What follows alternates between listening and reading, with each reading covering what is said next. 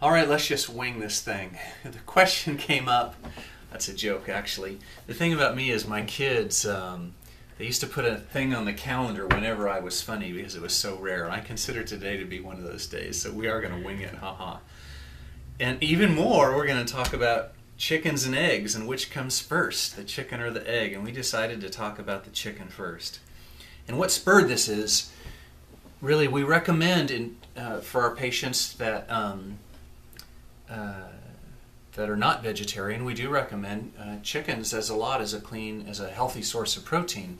But there is a very big difference in how the chicken is raised and what it's fed and how healthy that really is. And there's this great article in Cook's Illustrated, which I really recommend, and you can find them on their website, that really laid out the whole chicken story. And it starts out with noting that in 1950 the average chicken at 10 weeks weighed 3 pounds, and in 1980 the typical live weight was 4 pounds, but this occurred at 7 weeks.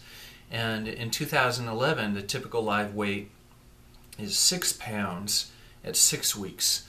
So what we're seeing in the chicken that we're eating is that they're being taken for food really in their adolescence, when they're younger, and also when they're bigger. And bigger, not necessarily bigger in proteins, but also just fatter. So, what's the chicken story? How the chicken is raised and what its food sources are matter. So a lot of chickens, and you can look this up online too, a lot of chickens are raised in pretty stark surroundings, very crowded, lots of disease, very little access to sunlight, and even chickens that are so-called free range or have quote-unquote access to free range doesn't mean they're actually out there doing what a chicken was made to do. A chicken is made to go out and scratch around and eat various foods, greens, worms, that sort of thing. And when left to their own devices, that chicken will produce healthy meat for us to eat, and actually much healthier eggs, which we'll get to a little bit later. So what they're fed matters, and you'll have to do your own research to dive deeper into that, and maybe at another blog we'll dive deeper into those diets. But basically, the chicken is the healthiest, just like any animal that we eat. It's at its healthiest when it's left to eat the way it was made to eat. And so those chickens are higher in healthy protein and lower in toxins. And in fact, there is again cited out in Cook's Illustrated, a study at Johns Hopkins found that some of the feed that these chickens are eating, the food itself had traces of arsenic and caffeine, as well as the active ingredients in Benadryl and Tylenol and Prozac, of all things. And they think that they had to feed the chickens Prozac in order to keep their mood stable because of their conditions. So then that gets ground up and fed back to themselves. So really just remarkable stuff. And then the next thing is how the chickens are taken to market, how they're euthanized, and then how they're processed. And one of the big differences in processing has to do with water chilled and air chilled. And so water chilled is after the chicken's passed away and they're processing it, they got to get the chicken cold, right? So that preserves it. And one way to do it is to have a cold water bath and just dunk all the chickens in the bath.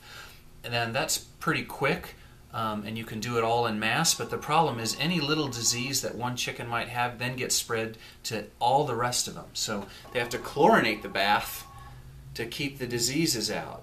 And the next thing is that water chilling can put water into the meat. So you buy chickens by the pound, right? So if they're soaked in water and they've taken up more weight in water, that means you're paying for that water weight. So we're really not a fan of water-chilled chickens.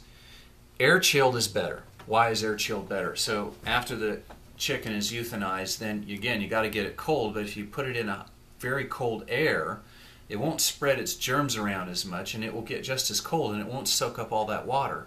So although this air chilled, you're paying more by the pound, you're also paying for more meat, i.e. more nutrition, and less just water and fillers and other things. And remember, one of the things that you've heard in the Healthy Steps mantra, as it were, before is our bodies are hungry for nutrition, not calories, and not portions. So having a better nutrient-dense chicken is in line with that. So the next thing is the labeling. So again, to give credit to Cooks Illustrated, they've laid that out very nicely, and it is a difference. So air-chilled matters. Also USDA organic, which is considered the gold standard sealing.